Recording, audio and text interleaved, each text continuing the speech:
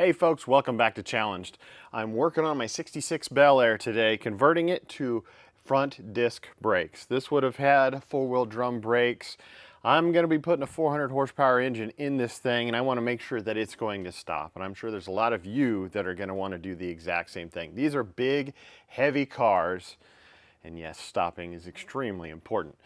So you can buy full kits that are already out there that have everything that you need to be able to do this, but you can save yourself probably $100–150 if you do it yourself. And it's not that hard. It's just readily available parts. This disc brake conversion is applicable to all 1965 through 68 Chevrolet full-size cars. So that's the Bel Air, the Impala, the Caprice, the Biscayne. This does them all. Doesn't matter if it's a 2-door or a 4-door. And the parts used in this are going to be off-the-shelf parts. Everything except for the bracket kit that you're going to get from most likely CPP. To do this swap, you're going to want to source from two different vehicles, a 1970 Camaro as well as a 1970 Chevelle. So you want to get the brake calipers, the brake hoses, as well as the brake pads from a 1970 Camaro. You want to get the rotors, the bearings, the wheel seals, all from a 1970 Chevelle. I'm a big fan of using actual GM parts, so I went with AC Delco.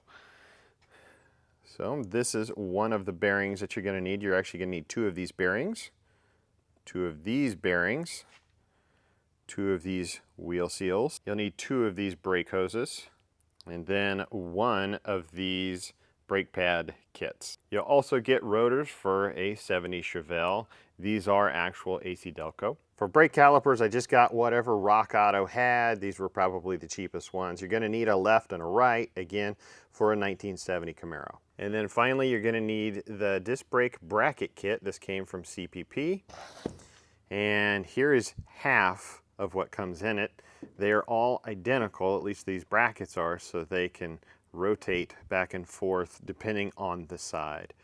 But there's two long-ish bolts, a real long bolt, a short fat bolt, comes with a spacer, the outer washer, the outer nut, as well as the cotter pin. The only thing you're going to have to keep from when you take apart your original brakes is the little dust cap on the outside of it. I'm going to assume that you know how to take apart your original brakes, so we won't get into that. But when you have it apart this far, you might as well do a whole bunch of other things, like the upper ball joint, lower ball joint, your tie rods, your bushings, your sway bar bushings, this strut rod bushing. If you're going to be in here, just do it all. It's already mostly apart. To start with, we're going to take one of our short brackets and we want to orient the double hole side towards the back of the car.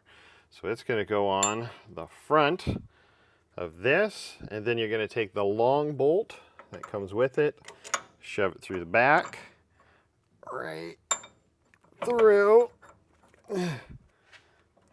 Once you get everything lined up, there we go.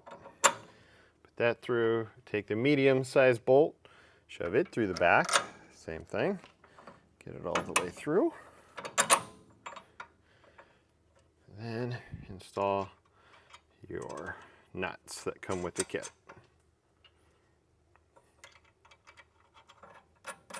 Then go ahead and tighten down these bolts. Get them nice and tight. These are big bolts. Impact really won't have a problem with it. They are not a nylon washer on the end of it, but they are kind of a special nut that tapers on the inside. So yeah, you're gonna have a heck of a time doing this by hand. Next step is to take this bracket, and it's going to have the big bolt that comes with it, the big fat bolt, this one, that goes through this. And if I can get it lined up just right, it actually has a shoulder on it that this will ride on. Get it in. And then the other bolt, it's kind of that medium-sized bolt, and the spacer. Stick the spacer on the back side of that front bracket, and then the bolt through it, going from the front to the back, and then the nut on the back side of this. And once you get that in, you want to tighten everything down.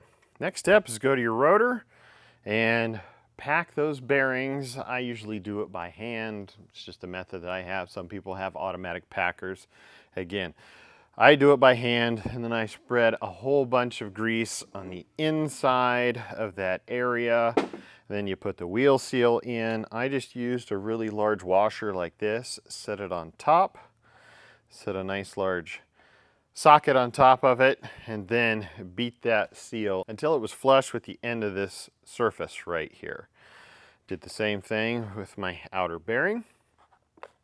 Next, we'll take this entire assembly, put it on the car. Now we're going to stick this whole thing on. Don't forget to put a little grease on that seal as well as on the different mating surfaces within this spindle.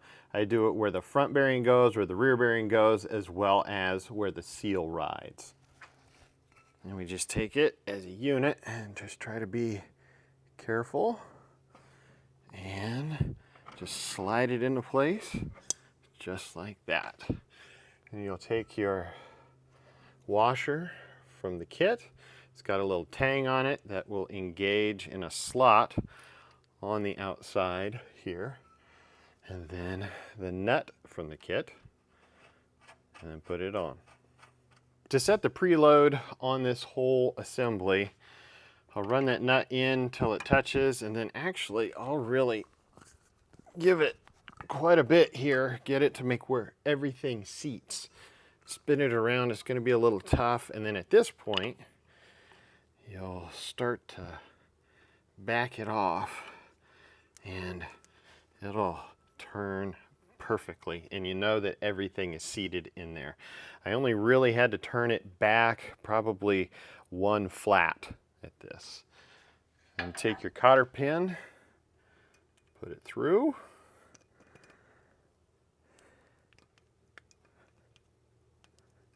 And you may have to play with the positioning of that nut just slightly to do this. And then take the big side, wrap it around, just like that. Little side, wrap it around, just like that. And that is set up. Now we take the original dust cap and we place it on. Take your original dust cap, make sure you clean it out, put a little bit of grease on the inside of it, and then put it in place. My suggestion is not to beat on the outside of it. So just take a hammer and a screwdriver, or if you have just the right type of socket, we'll kind of tap on this lip and it'll go in. And then just work it around.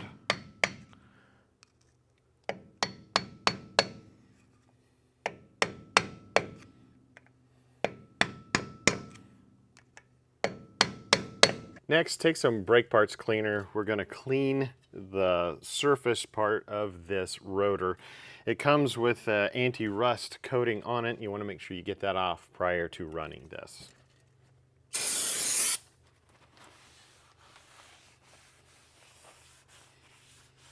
And of course, you want to do both sides. Next step is to pop our caliper in place. Go ahead and place your brake pads in there to start with.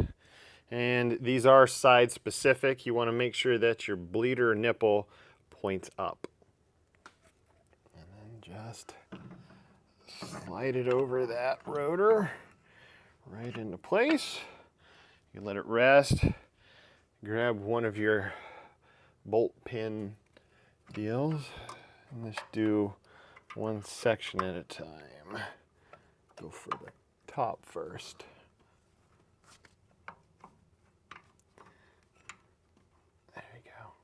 Once you get this pin aligned, there's two holes here. One of them is threaded. Again, these slide in from the back. The tip of this fits right inside of that little hole. Do the same thing on the bottom.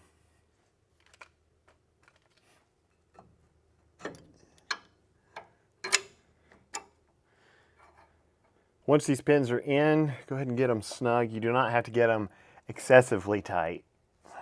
Probably 15 to 20 pounds torque.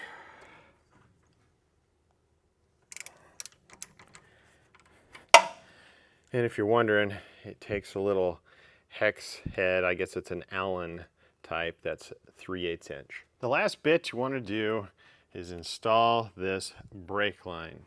So it's installed on that side, wraps around, and then if you're wondering orientation, the caliper itself has little tangs that it has to go in between. This bolt right here, you got to make sure that you have a copper washer on this side as well as on the other side of that brake hose.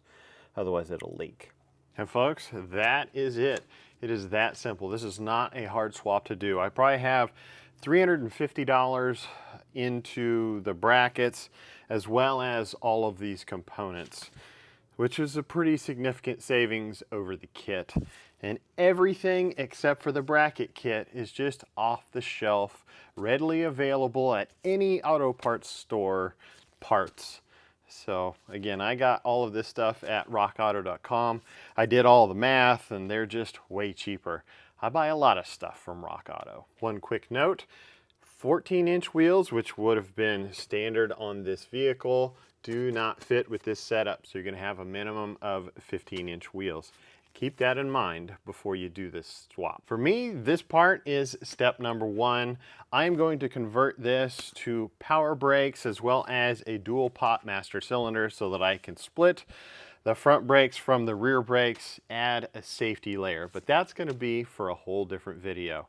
Thank you guys for watching. If you wouldn't mind, hit that like button down below as well as subscribe. Stay challenged, my friends.